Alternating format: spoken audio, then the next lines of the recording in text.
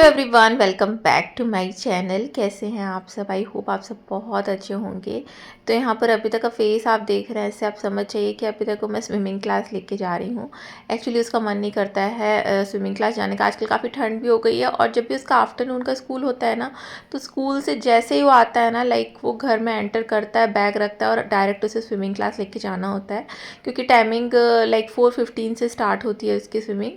तो हमें उससे 5 मिनट पहले ही पहुंचना पड़ता है क्योंकि उसे चेंज वगैरह करना पड़ता है ना। और 3:45 तक वो स्कूल से आता है, तो हमें बस भागना पड़ता है जल्दी जल्दी। तो कई कई बार बच्चों का मन नहीं करता ना, वो काफ़ी टायर्ड रहता है, तो कई बार उसका मन नहीं होता। वैसे मोस्ट ऑफ द टाइम वो हमेशा चला ही जाता है बिना कुछ कहे। बट आज ऐसा दिन था ना कि उसका बिल्कुल भी मन नहीं था और वो बिल्कुल, उसको लग रहा था कि मुझे मम्मा क्यों लेके जा रही है। बट लेके जाना भी ज़रूरी ही था, क्योंकि फिर आप ऐसे मिस करते रहोगे ना, तो फिर आपकी प्रैक्टिस में भी फिर अच्छे से इम्प्रूवमेंट नहीं होता है। तो यहाँ पर मैं उसको स्विमिंग क्लास लेके जा रही हूँ और इस समय ना ब्लैक फ्राइडे सेल लगी हुई है। तो ये जो मैं व्लॉग आपको दिखा रही हूँ ना, ये फ्राइडे वाले दिन का ही है।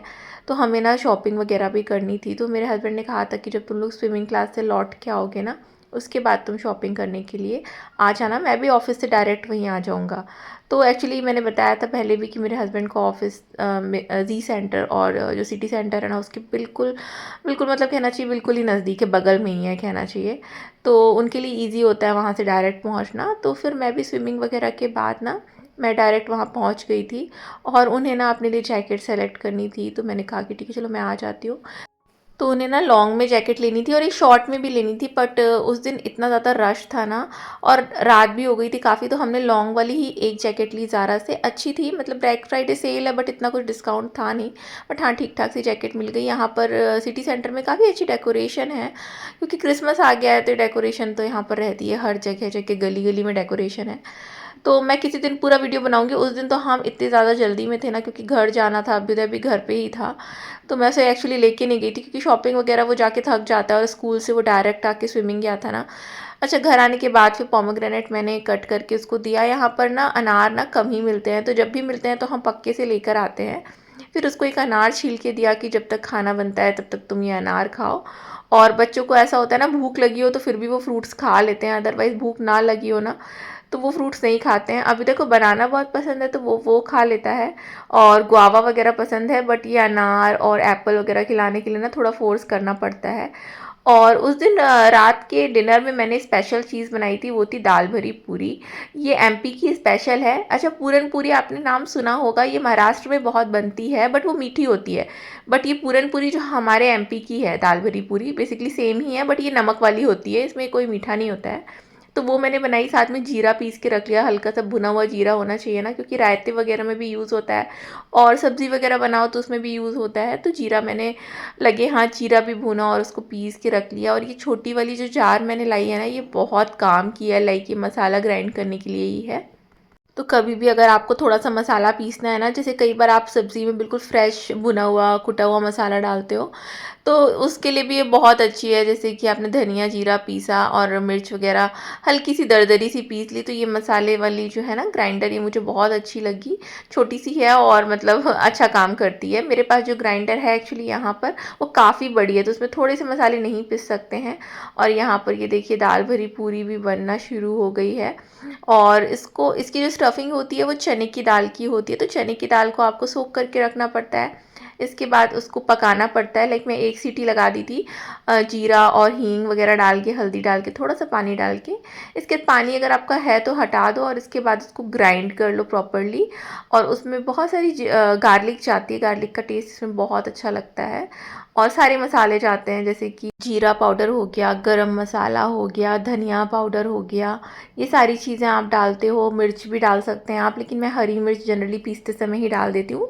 जैसे जब गार्लिक और आप हरी मिर्च को ना दाल के साथ ही पीस लो, तो फिर उसका फ्लेवर काफ़ी अच्छा रहता है। अगर आपके पास हरी मिर्च नहीं है तो आप लाल मिर्च भी डाल सकते हो। बट लाल मिर्च हमारे यहाँ ना वो तीखी वाली कोई खाना पसंद नहीं करता है। मैं हमेशा कश्मीरी लाल मिर्च ही यूज़ करती हूँ जब भी मुझे कलर चाहिए होता है खाने में। अदरवाइज़ हमारे यहाँ लाल वाली जो तीखी वाली लाल मिर्च होती है ना, वो सबको मतलब उसको उससे इशू ही है, अभी तक को भी ज़्यादा तीखी लगती है वो।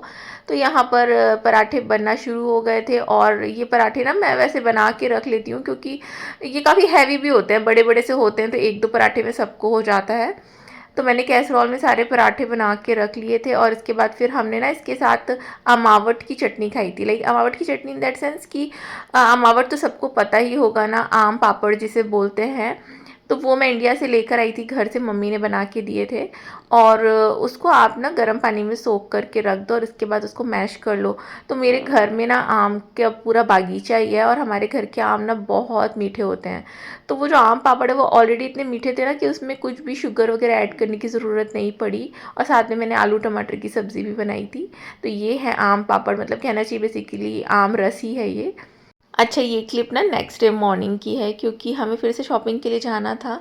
तो हस्बैंड के लिए जैकेट मैंने ले ली थी, बट मुझे बेटे के लिए ना शूज़, जैकेट और एक आध दो चीज़ें और लेनी थी। तो हम लोगों ने सोचा कि चलो चलते हैं और ख़रीद लेते हैं, क्योंकि शूज़ वगैरह का जो साइज़ है ना वो बच्चों के साथ जाके लो तो ज़्यादा बेटर है। अदरवाइज़ क्या होता है ना कि आपने ले तो लिया लेकिन फिर वही है, चेंज करने जाना पड़ता है। और अभी तक के ना बहुत नखरे होते हैं, लाइक उसके पास बहुत शूज़ हैं। अभी तक के पास ना हर बार हम लोग उसके लिए शूज़ खरीदते हैं, वो 4-5 महीने में उसके शूज़ फट जाते हैं, क्योंकि वो फुटबॉल खेलता है, इधर उधर दौड़ना भागना, तो उसके शूज़ बहुत जल्दी ख़राब होते हैं बेसिकली फुटबॉल की वजह से ही। तो अभी हमने उसके लिए विंटर शूज़, एक्चुअली उसके पास लास्ट ईयर हमने लिया था, तो वो हल्का सा मुझे लग रहा है लीक कर रहा है, क्योंकि जब भी वो बाहर जाता है और बारिश हो रही होती है ना तो उसके मोजे गीले हो जाते हैं। तो हमने सोचा कि एक विंटर शूज़ अभी फिर से हम इसके लिए ले लेते हैं, क्योंकि समर्स तो चले गए हैं, अब विंटर की वाले शूज़ की ज़रूरत पड़ेगी। तो मैंने सोचा कि चलो चल के लेते हैं और अभी की चॉइस का ही ले लेते हैं, क्योंकि आप लो भी और फिर उसे पसंद नहीं आया, प्लस छोटा हो गया, टाइट हो गया या अनकंफर्टेबल है, तो फिर वापस करने जाओ। तो इससे बेटर मैंने कहा उसको लेके चलती हूँ और उसके लिए उसकी पसंद का ही शूज़ लूँगी। तो हम लोग बस दी सेंटर के लिए निकल गए थे। दी सेंटर ज़्यादा दूर नहीं है हमारे घर से, पास ही है, बट मेरे हस्बैंड क्योंकि वो डॉक्टर के यहाँ जाना था उनको एक्सरे कराने के लिए दांतों का। लास्ट टाइम मैंने बताया था आपको लास्ट व्लॉग में ना कि मेरे हस्बैंड के टूथ में एक है, तो उनको डॉक्टर ने एक्सरे के लिए कहा था, तो उन्हें वहाँ जाना था ना, तो उन्होंने कहा कि मैं तुम्हें रास्ते में ड्रॉप करता हुआ जाऊँगा, तुम लोग आराम से शॉपिंग कर लेना। ब्रेकफास्ट वगैरह हमने कर लिया था। अच्छा सनी डे था, बट ठंड बहुत ज़्यादा बढ़ गई है। लाइक कि बाहर का टेम्परेचर आजकल ना -2 तक रहता है, लाइक मॉर्निंग की टाइम तो -2 -3 रहता है, क्योंकि विंडी भी बहुत रहता है, तो उस वजह से ना बहुत ठंड लगती है। तो यहाँ पर हम पहुँच गए हैं ज़ी सेंटर, और बारिश हुई थी रात में ना, तो हल्का हल्का सा गीला था हर जगह। और यहाँ पर अभी तक शूज़ सेलेक्ट कर रहा है और बहुत सारे वैरायटी के शूज़ थे, कुछ में ऑफ़र था और कुछ में ऑफ़र नहीं था। तो मैंने जो अभी तक के लिए शूज़ दिए ना वो मैं आपको अभी दिखाऊंगी अपने ब्लॉग में। बट ये वाले जो शूज़ है ना ये ट्राई कर रहा था क्योंकि उसे अच्छे लग रहे थे, बट फिर हमने ये लिया नहीं था क्योंकि ये मुझे नहीं लग रहे थे वाटरप्रूफ हैं, प्रॉपरली वाटरप्रूफ तो नहीं थे ये। और शूज़ यहाँ पर मतलब इस बार तो मुझे कुछ इतना डिस्काउंट नहीं मिला, जो मैंने अभी तक के लिए शूज़ लिया है वो 34 यूरो का है। बट ठीक था, मतलब बहुत ज़्यादा कॉस्टली भी नहीं था, क्योंकि 54-55 यूरोज़ के भी शूज़ थे जो ज़्यादा महंगे थे। तो यहाँ पर मैंने अभी तक के लिए शूज़ वगैरह सेलेक्ट किया। इसके अलावा एक जैकेट भी ली है जिसका मैंने वीडियो शूट नहीं किया, क्योंकि बच्चों के साथ जब भी आप शॉपिंग करो ना तो बच्चों को ही आप सेलेक्ट कराना, उनको देखना, और अभी तक के ना तो डिफरेंट डिफरेंट नखरे शुरू हो जाते हैं। तो अभी तक के लिए मैंने ये वाले शूज़ लिए हैं। बेसिकली ये विंटर शूज़ हैं, बट वाटरप्रूफ फुल नहीं कहूँगी इनको, बट इनका जो फैब्रिक है शूज़ का वो मतलब ऐसा ही है कि वाटर रेजिस्टेंट है, तो ये काम आ जाएंगे। और बाकी मैंने सोचा है स्नो के लिए उसके लिए डिफरेंट शूज़ लूँगी, लाइक कि हमने सोचा है कि हम कहीं ना कहीं तो जाएंगे ही विंटर ब्रेक्स में, तो बेबी उसके लिए मैं डिफरेंट शूज़ लूँगी। इसके अलावा सैटरडे को थी हमारी पार्टी, मतलब कि हमारी cricket team, women cricket team की पार्टी थी, तो हम गए थे सेलिब्रेट करने के लिए। और ये है